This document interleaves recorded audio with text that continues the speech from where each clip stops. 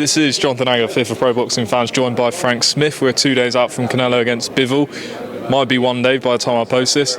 Frank, how are you? What are you planning on doing for a whole 24 hours that you're not going to post it for? UK time, trying to, it's midnight in the UK. Are you basically saying after this you're going out and just going to get on it? Not said that. No? Could happen. It could happen. If I say, I'm going to sleep at about 11 o'clock, but if I hear about you out on Cinco de Mayo having a party, then that'll be the reason why. Drop me in it. Never. Frank, big fight, Canelo against Bivol. How's it feel, Matchroom promoting this fight? He could have gone to PBC. Do you have personal satisfaction in the fact that he picked you guys over everyone else?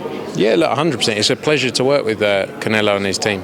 Eddie's obviously got a great relationship, especially with Sal and Eddie Reynoso. So, it's always great working with them.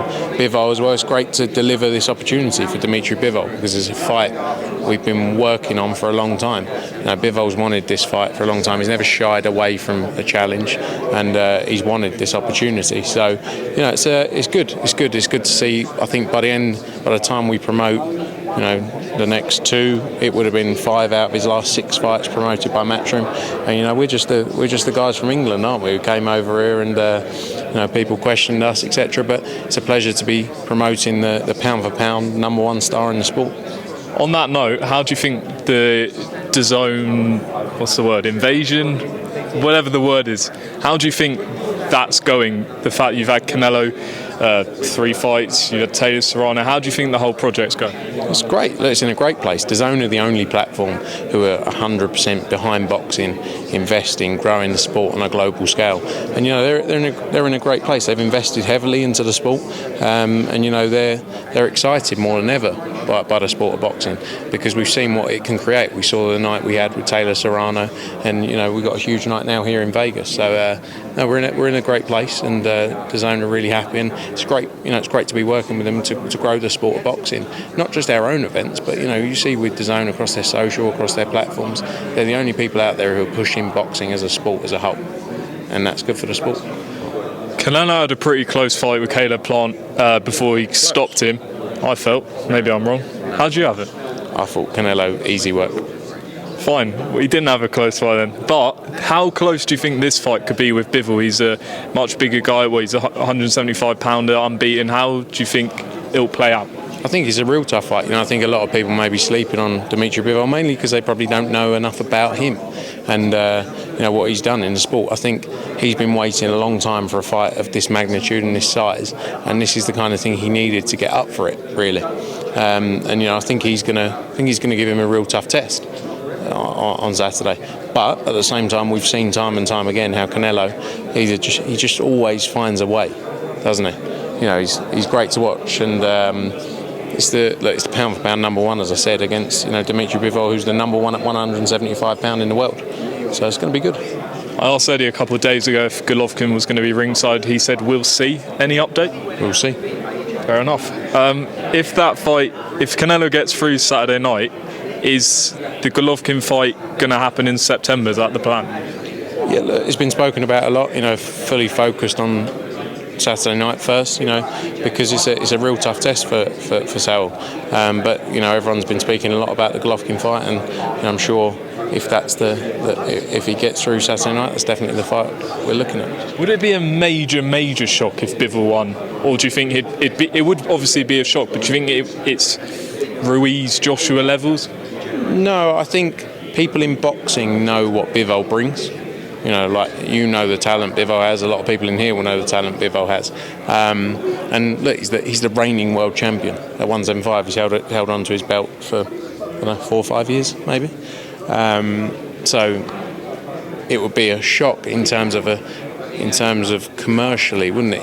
Because a lot of fans who are tuning in, Canelo is the biggest star out there. He draws huge numbers. They won't be expecting Canelo to lose this fight.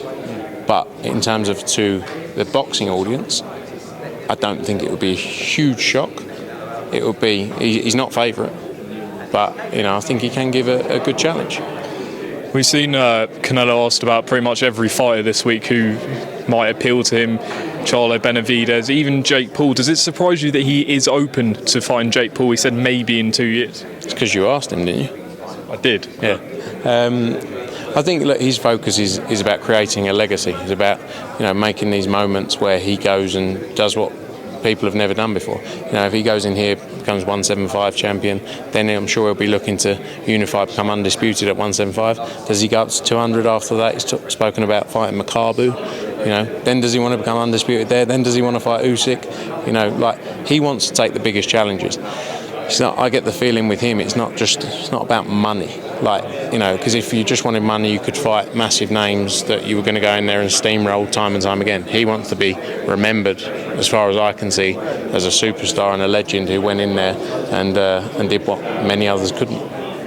Taylor Serrano, I believe record viewership on that, 1.5 million. That's available now, I believe, on the BBC. Is that a partnership that's going to happen going forward? Yeah, look, we've been working with the BBC for quite a while in terms of radio rights, clips, highlights, etc. We're looking to further that partnership as well with them. It's great for the sport as well, for that moment to be shown over and over again. It was obviously on BBC Three tonight. It's on the BBC iPlayer, which does huge numbers as well. So it's great. This fight deserves as much exposure as possible. And we saw, as you say, amazing numbers on the live broadcast with DAZN. We saw amazing numbers in the arena, and it far surpassed what I thought it would do. But it deserved it. And it was great to see. Was the fight better than you expected? I always thought the fight would be really good. Yeah, it probably out-delivered on every level, over-delivered on every single level. Did I think it would be big? Yes. Did I think it would be as big as it was? Probably not. But it deserved to be where it ended up. And everyone was talking about it, and it's great to see. And it's a huge rematch that. Saw the WBC say that they're going to contact Tyson Fury about what his decision is going to be. How do you think it's going to play out? I think that if AJ beats Usyk in the rematch, Tyson Fury doesn't retire. And I think if Usyk beats AJ, Tyson Fury retires. That's my opinion on it. Saw AJ and Dillian White run into each other. Do you think that rematch will eventually happen? It's still a huge fight. I was just talking about, likes of Dillian White, you've got Deontay Wilder still around there, Andy Ruiz. So many big heavyweight fights still to be made. I'd still love to see, with belts, without belts, whatever it is, whether in a year's time, 2 years' time, I'd still love to see Anthony Joshua against Deontay Wilder. It would be an amazing fight. So many huge nights still to come in the heavyweight division. And hopefully, when it comes to Dillian White, that's a great fight as well. Dillian White, Anthony Joshua rematch. But firstly, focused 100% on the Usyk fight. Got to go in there and do a job. Just on that Wilder fight, that's a fight everyone would love to see, Joshua Wilder. Do you think if you were making this fight again, do you think it'd be easier to make than the previous time the attempt was made? I don't know. I think it should be easy. But who knows? I think it can be made. It's just a case of whether people on the other side want to have it made. And there's reports that Ben Whittaker is joining Sky. Is that accurate to your knowledge? Yeah, look, I think he got a massive offer from them, huge numbers, and fair play to him. I still believe we would have been the right move for him, but fair play to him. He's made his mind up on that, and he's got a great career ahead of him. But I think ultimately his head was led by money on the early stages, maybe not by creating a legacy and building what he could become. Because I think there's no one better at doing that. Not me, but I think Eddie's the best at doing that. I think Matchroom as a platform are the best at what we do. But like I say, fair play to him. When you sign fighters or any promoter signs fighters, how is it on, say, 3-fight deals, 5-fight deals? Because in football you kind of know how long people are on their contracts for. Not really the same in boxing. So if you were signing, say, an Olympian, how long would you tie them down for? We'd normally, a young debutant, maybe 2-3 years. You'd invest. You got to understand, in the first couple of years they're not going to really build. It takes a couple of years to build someone into a point where you are going to see any return on it, in truth. So at that sort of level, you're talking 2 or 3 fights. Other fighters might be, sometimes we do one-off deals. If it makes sense and if we want to deliver a big fight, we'll do a one-off fight. Sometimes we do 3-fight deals, 5-fight deals. So it all depends on the fighter themselves and what stage of their career they're at.